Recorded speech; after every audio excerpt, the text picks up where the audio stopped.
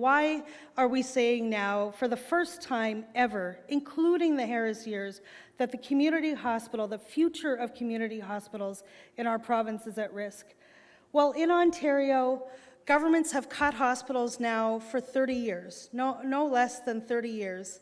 And despite a small increase during the first few years of the McGuinty government, when they really did make a break with the Harris government, when George Smitherman was health minister, Greg Sorbera was the finance minister, they started reopening hospital beds, they made promises to restore hospital services, but then things changed. Dwight Duncan became the finance minister. They started quoting the Fraser Institute in every provincial budget, and they brought in another era of cuts and now full-out austerity, for which there is no end in sight.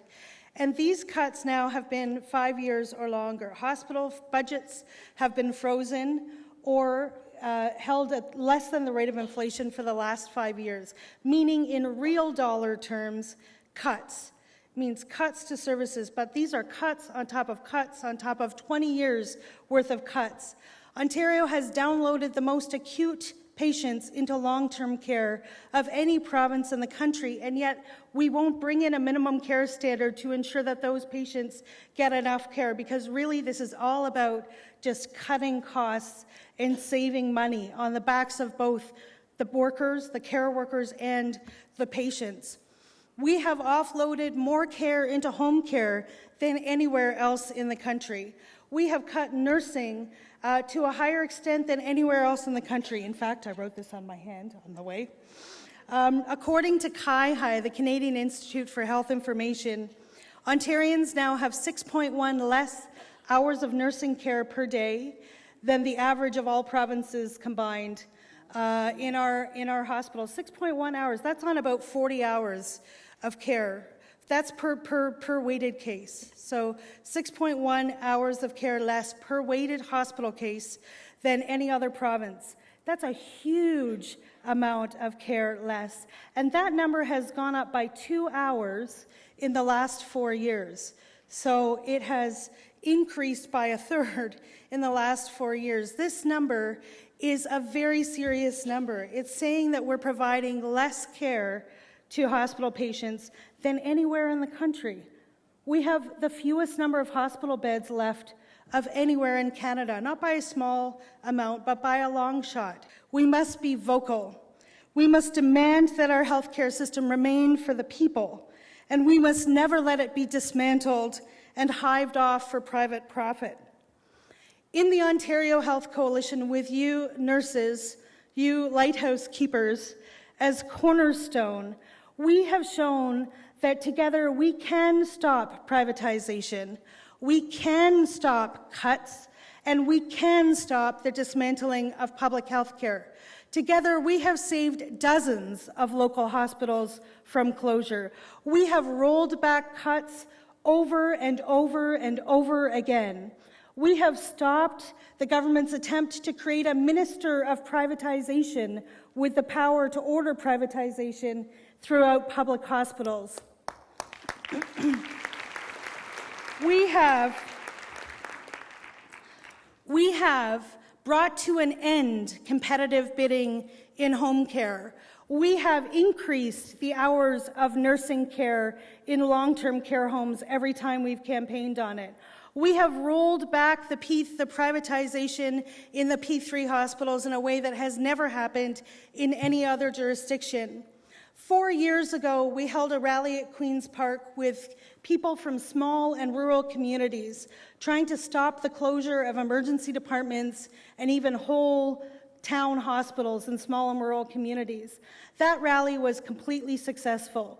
For 4 years, we have stopped entirely the closure of rural emergency departments and small town hospitals, but it started to rear its head again with the announced closures in Penetanguishene, Welland, Port Colborne, Fort Erie, Niagara-on-the-Lake, and Niagara Falls. I know that we can win. When we work together, we can win. I know that action does make a difference. In the 14 years that I've been in the Ontario Health Coalition. In fact, what I've learned is that nothing else really does make a difference, that we have to mobilize our members and our communities, that if we stand up, if we demand, if we insist that our politicians hear us, if we provide an organized way for Ontarians to show their support for their local healthcare services, for their public healthcare system, if we make vocal, if we make visible the opposition to privatization, that we do succeed every time we succeed in stopping it. And I'm here today to ask you again, because it matters, because I believe that as nurses, you're leaders in healthcare. You're the lighthouse keepers of healthcare, and we need your leadership once again. I'm asking you to stand up, to take action, to be vocal, as the 91-year-old British vet asked us, to insist that our politicians hear us. We cannot take any more cuts in Ontario's health system. It's gone too far. It must stop. It must stop this year. It must stop this week. It cannot continue.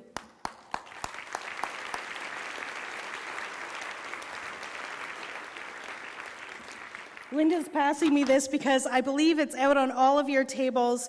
At noon on Friday, we're going to hold one of the biggest rallies, if not the biggest rally, that we've ever held to stop the cuts in hospitals. The government's plan now is to close all the outpatient services, shut down the outpatient clinics, like the pain clinic in Guelph that was closed, like the rheumatology clinic at the Scarborough Hospital that was closed down, like the stroke rehab center in Cambridge that was closed, like the physiotherapy clinics and the outpatient laboratories that have been closed all across Ontario. The written plan now is to close all of the outpatient clinics and hive them off to private clinics. In the LHINs, the local health integration networks, we've seen written plans to close up to 50% of the remaining chronic care hospital beds, complex continuing care hospital beds. You all know that the wait lists for long-term care have numbered at no less than 20,000 for the last 20 years. There's nowhere to put those patients, and it means suffering for them if they do succeed in doing that. And now the government has a plan to close, to cut the diagnostics and surgeries from our local public hospitals and contract them out to private clinics. Well, if you put it all together, close the public outpatient services, cut the chronic care beds in half, continue with the acute care beds that we've been seeing all across the province, cut the diagnostics and the surgeries and hive them off to private clinics, what's left?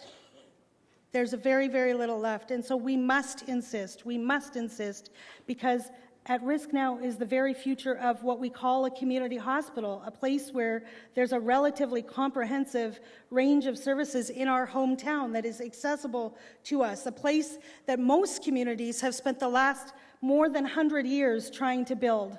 I'm going to end with the words of Tommy Douglas, who said, in the 1980s, in response to a threat of extra billing, like we see the private clinics doing today, like where a cataract clinic will charge a patient a couple of $100 extra for extra fancy eye measurements that they say are better, or $1,000 or more for an extra lens, or where a colonoscopy clinic will charge $200 or $50 for an administrative fee, this extra billing OHIP and billing on top, which violates the very fundamental tenet of public health care, that it be provided based on need and not based on income, that we don't charge patients for needed services, because that is the fundamental principle of fairness and of equity that underlie the public health care system. So in response to that, Tommy Douglas said this. He said that I'm telling you that unless those of us who believe in public Medicare raise our voices in no uncertain terms, unless we arouse our neighbors and our friends and our communities, we are sounding the death knell of Medicare in this country. And I, for one, will not sit idly by and see that happen. He said, I helped establish the first Medicare program in Canada, and even at my age, I'll trek this country from the Atlantic to the Pacific to stop Medicare from being destroyed. Let us take inspiration from those words. Thank you.